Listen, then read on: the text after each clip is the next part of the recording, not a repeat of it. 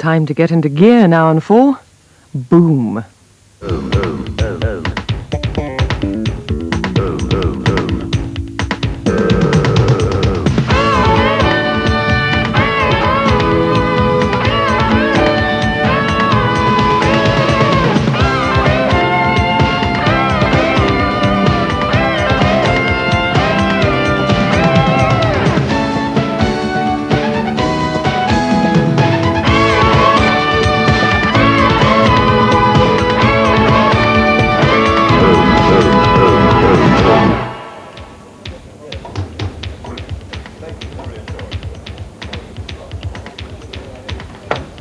Hello, and welcome again to the Boom Office.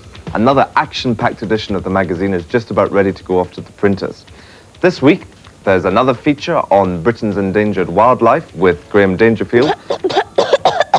Cooey Andrew! Hello, Millie. You're about to meet one of Boom's oddities. Millie is in a girls' school story which we haven't published for years, but she's still around. What's happened, Millie? Gas attack. We've had to evacuate the whole school. I had to practically drag Susie out. She was all woozy flops. Everybody's been out in the courtyard being counted. What happened? I'll explain all. We've got this absolute hoot of a mistress started this term, Miss Desmond.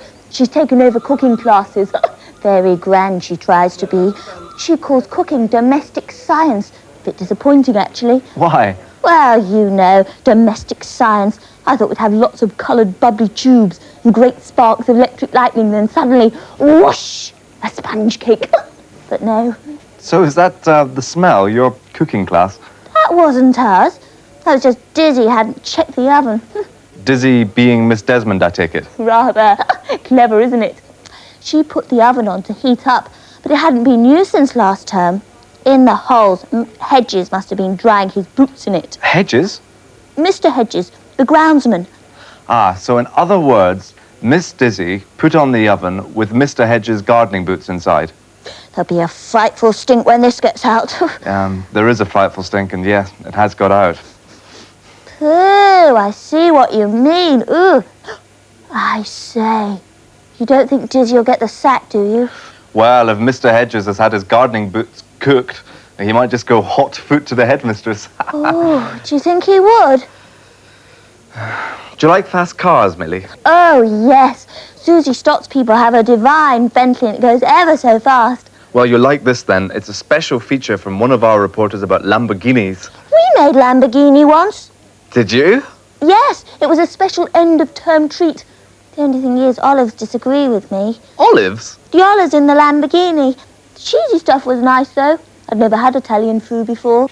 This isn't food. Lamborghinis are very fast cars. And our reporter, Nicholas Stevens, has been dotty about them for years. So we sent him off to Silverstone to find out more about these amazing machines.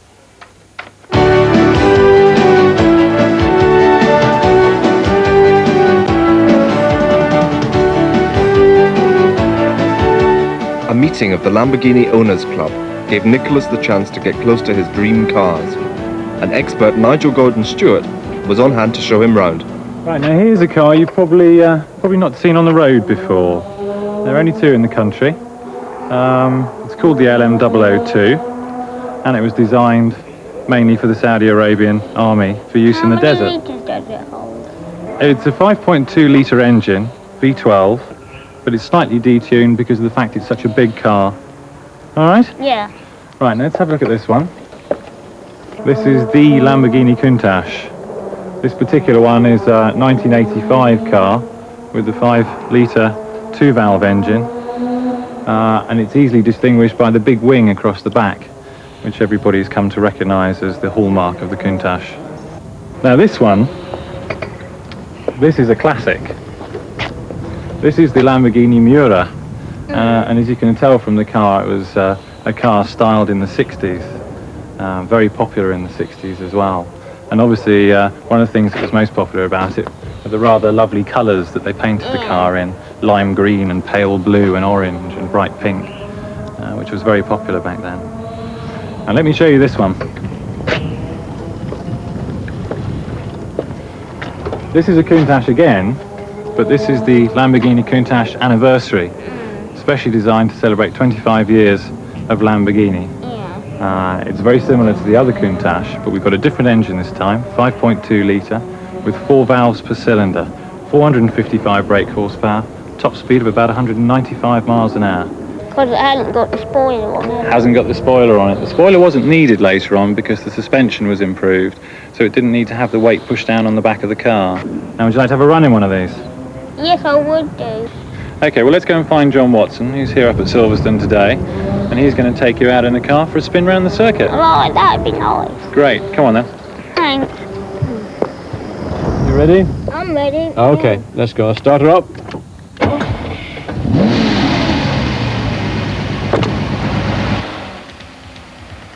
John Watson is a former Grand Prix champion racing driver, and he knows the famous Silverstone circuit like the back of his hand.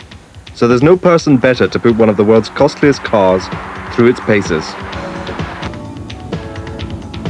They are expensive, I have to say. Both Lamborghini and Ferrari are amongst the most expensive cars in the world. They're certainly amongst the most exclusive cars in the world. And right now the cost of Ferraris and Lamborghinis, because they are so rare, it's driving up the price of the cars. Faster! Oh, Millie, don't take any unnecessary risks. Oh, Andrew, don't be such a spoilsport. Woo! But you've still got your cooking to finish.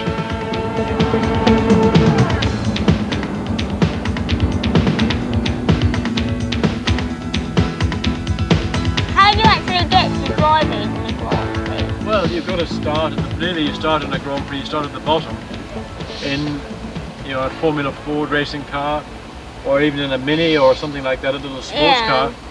And then as your ability improves, then you can move into the more serious formulas. And then if you get to be very good, then people will come to you and ask you to drive for them in whatever they're doing.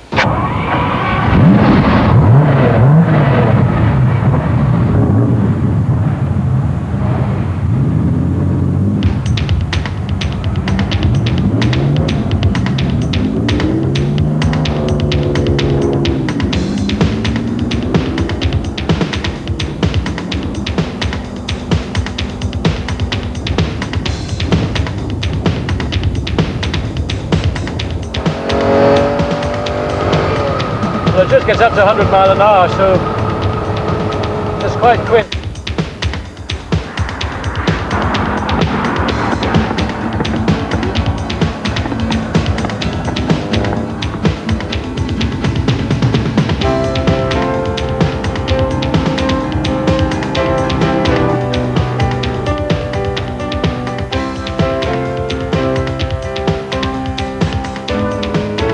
Lamborghini have got a new car coming out, which is a much more advanced car. It'll be a lot lighter, still the same V12 engine, and they reckon that car is going to do 200 miles an hour. And that's going to be called. It's going to be called the Diablo. Yeah, the devil in English. Okay, Nicholas, did you enjoy your spin out in the Countach? Yes, I did, thanks. Great, okay. Well, let me show you something really special. Come around here. Okay. Now this is the Lamborghini Diablo. No one else in this country's ever seen this yet. Okay, so you'll be the first person. Do you want to have a look? Yes, please. All right. What do you think? Nice. From what I've seen already. Could you put me down for one, No please? problem at all. Want to see some more? Yes, please. Great. Wow. Lucky Nicholas, the envy of everyone who loves cars. What is that? It's a mixture for the beef thing we're making. I've got to keep stirring it until it goes thick. It's got all sorts of odd things in it. Look at this. What's that? Heaven knows. Dizzy found it growing outside the change room. Apparently it's all the rage on the continent. Mind you, don't the French eat frogs and snails? I've had snails. Andrew, how could you? Ooh, imagine crunching the shells. How utterly ghastly. Yuckety poof. I'm sure anything's preferable to that. What's it for? It's part of a complete gourmet meal. Bobby Bate and Susie and I are doing the main dish, which is beef thingy something. How many courses are there? Soup, fish, main, veg, pudding, coffee and chocolates. Then we get to eat them all. How do you cook chocolates? You don't. You just get to eat them. Sheer rapture. That's the course that Hattie Hargreaves got. And we all know how she got it. Look, Millie, I don't want to be unfriendly, but your mixture is making me feel really sick.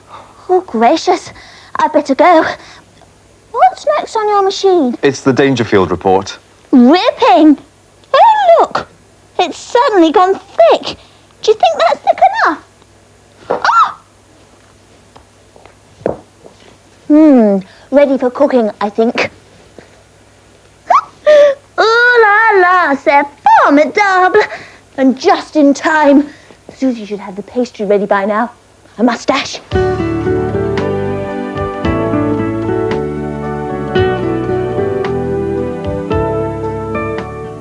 Each week in Boom, naturalist Graham Dangerfield reports on Britain's endangered wildlife. Today he takes a look at a much misunderstood creature, the weasel.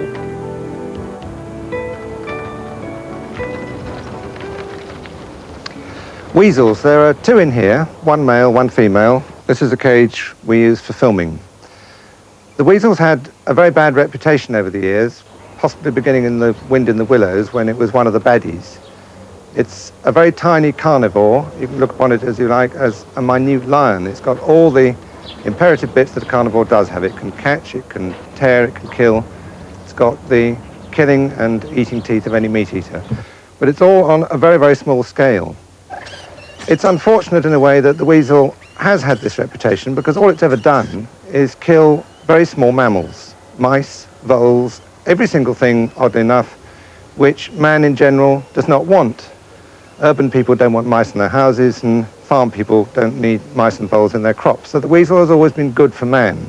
The one who might give a bit more problem to man is the stoat. Now, a female weasel, and there's one in here making a lot of noise, is adult weight 2 ounces. It's absolutely tiny. And a male weasel is about double that. But a stoat is a great deal bigger. But at the same time, the stoat is going to live mostly on rats and rabbits. So again, the stoat is an animal which is very, very beneficial to man. Over the years, we've bred over 100 weasels. Now, this is something which no one else has done. A few weasels have been bred by other people, but never in such numbers. The kind of place you'll see a weasel is walking quietly down a lane, along a path. It'll just be a very tiny, mouse-looking animal that darts across in front of you. Sometimes they're seen shooting across motorways. One of the old habitats that they used to use was reed beds where you used to find harvest mice. They are mostly now the weasel hedgerow hunters, and the reed beds have largely gone, and the harvest mouse, as one of their prey species, is much reduced. This is a harvest mouse. It's not Britain's smallest mammal, but it is Britain's smallest mouse. The pygmy shrew is smaller than this. Harvest mice lived in reed beds, and man, as usual, decided to drain the land and took away the prime habitat, which was reed beds. They need what scientists call the stem zone. And this cage has very tall, long stems in it, and that's where we breed them. We've bred, in fact, many, many hundreds. I'm having to hold this chap by the tail, otherwise he'll run away. But if I scruff him a little bit, you can then see that he's got a long tail. The tail is called prehensile, which means he can grip with it. He will wrap that round a stem and use it almost as a sort of fifth leg for clinging on. Now, harvest mice breed through the summer. Their lives in the wild are rather short. They probably only do about a year as a wild breeding animal. And in that time they'll have, say, 2 or 3 litters. The young leave the nest when they're only 16 days old. They're up and away, and they build nests off the ground. They build suspended nests. It's like a little tiny tennis ball of twisted bits of grass and so on, which they hang up in the air. And their main defense, if anything comes along, is to absolutely freeze, stay stock still and hope they're not noticed. And if the situation worsens, they just hurl themselves to the ground, and then they go way down underneath the thick stuff on the bottom and hope that they vanish under there. And you'll sometimes find them under pieces of corrugated iron. and old pieces of wood. Fascinating stuff, and there'll be more from Graham in the next edition of Boom. But now, by the turn of a page or by the simple press of a button, we can move from the wilds of Hertfordshire to downtown Birmingham.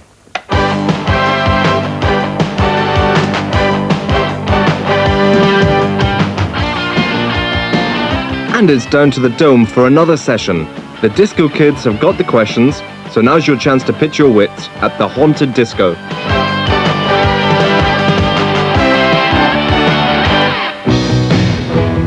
Our questions this week have to do with the music of the 1970s. For a start off, do you recognise this group? The lead singer's hair colour gives the group its name. Who is it? This lady singer is a bit of a mystery. She only ever released 3 albums in 10 years. Who is she? And finally, a band called Mud was at #1 at Christmas with a song called Tiger Feet. In which year was it? A. 1971, B. 1974, or C. 1979?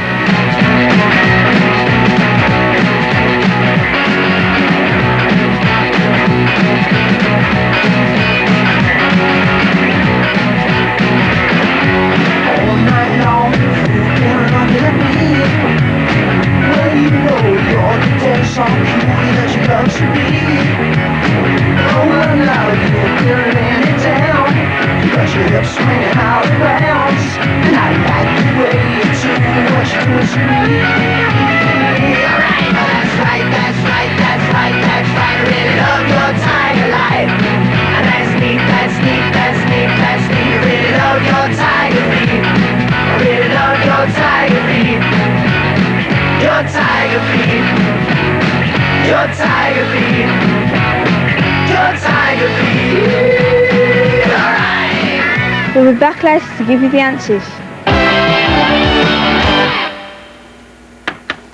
From the Haunted Disco, we move in a flash towards the final frontier. Remember, Tom and Anna's home computer game had suddenly started to talk to them, and before you could say software, they'd been picked up, jumbled about, and sucked in by their television set. So Tom and Anna were summoned from their Earth world by the computer being named Algar, summoned to do battle with the dreadful Brunlock, a computer virus. Their journey had begun. Tom and Anna found themselves in a flat and barren place, a plain with hardly any feature, with a horizon that seemed to go on forever. "Where on earth are we?" Tom gasped. "Nowhere on Earth," a voice came back from the thin air. "Algar!" shouted Anna. "Algar, where are you?"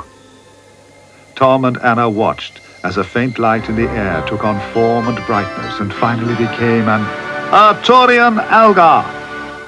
The Arturian Algar, the guide, at your service. "I don't understand," said Tom. "Where are we?" "Level 1, of course. I thought you said you knew everything about your computer game." "He's right," said Anna. "This is the plane of broken promises, remember? This is where we see the Arturians. See and shoot them. How did you put it back on Earth? You just hold down the fire button." "Is that why it's so empty here?" said Anna. "I'm sorry, I thought it was just a game." "It is, and it isn't. No matter. We must move on. We have far to go." "Hang about," said Tom. "Haven't you forgotten some little thing? Me?" "No," said Algar. "Yes, you have. It's all very well racing off like something out of Ghostbusters. Some of us aren't so nippy." "Your magic chair," said Algar. "Magic chair? Do me a favor. It's bad enough having to be in it without you making jokes about it." "What's a joke?" asked Algar. "What's brown, smells horrible, and sounds like a bell?" "I don't know," replied the Arturian. "Dung!" She chuckled. That's a joke. Yeah, said Anna, feeling really small. Anyway, said Tom, I'm not going anywhere until I know what this is all about. Brunlock, the computer virus, has broken through from level 0 and is making his way to level 10. Imagine a large and very fat poisonous slug. Everywhere it goes, it leaves a deadly trail and a terrible smell. Imagine that if it ever reaches level 10, it will clone itself. What's a clone? Said Anna. Divide itself into millions of pieces, each capable of growing into full size within a minute. Yeah, she said. And then able to break through the screen of every single television set in every country in all the world to infect, poison, and pollute your world. That's Brunlock's goal if it gets to level 10. But where did it come from? Asked Tom. Down there, Algar replied, and pointed. Tom swiveled round in his chair and gasped, for just behind them was a deep crack running like a huge scar across the land. It will never heal until Brunlock is stopped. Your world will be invaded by him, while my world will just tear apart like paper and be scattered to the four winds. But even as Algar explained, the ground beneath their feet was being torn away. Out from the huge crack, smaller fissures were spreading, like little rivers. But instead of life-giving water, all they contained was space. The gaping space of a giant and bottomless hole eating through the land. Before they could even utter a cry of horror, the huge gash in the ground took on a life of its own and snaked towards them. Anna and Algar just managed to jump aside, but Tom in his wheelchair suddenly found himself staring at a hole deeper than terror. Then he found himself falling. Next week's episode finds Anna and Tom drawn even deeper into the battle against Brunlock. Now we return to the haunted disco to find the answers from the Birmingham crew.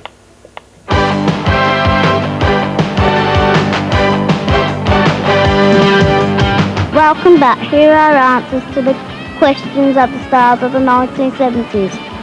The singer whose hair colour used to group its name is Deborah Harry. Her group is called Blondie. The mysterious singer with 3 hit albums is Kate Bush. A mother had a hit with Tiger Fruit in 1974. There'll be more from the disco next week. Bye. Oh no, just when I thought it was safe to breathe again. Do you want a piece, Andrew? Piece of what? Well, it's probably not quite right. Go on. Perhaps Dizzy picked the wrong sort of leaf off the changing rooms. Millie, let's see it. It's called Beef Wellington.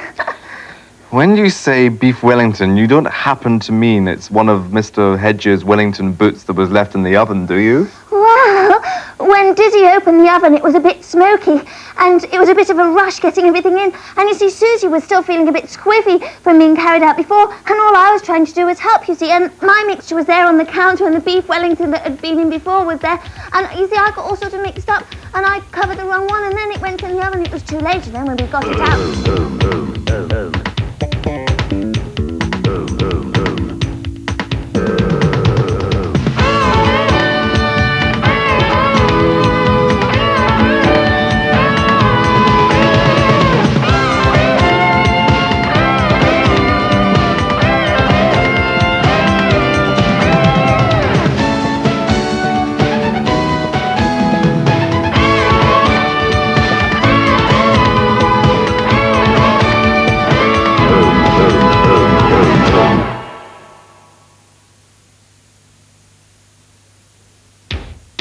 This Boom magazine is now available. Its 32 pages are packed with articles and photographs from the program, as well as features about our celebrity guests. If you would like a copy, please send your name and address and 50 pence to Home, PO Box 507, Edgbaston, Birmingham B15 3AL.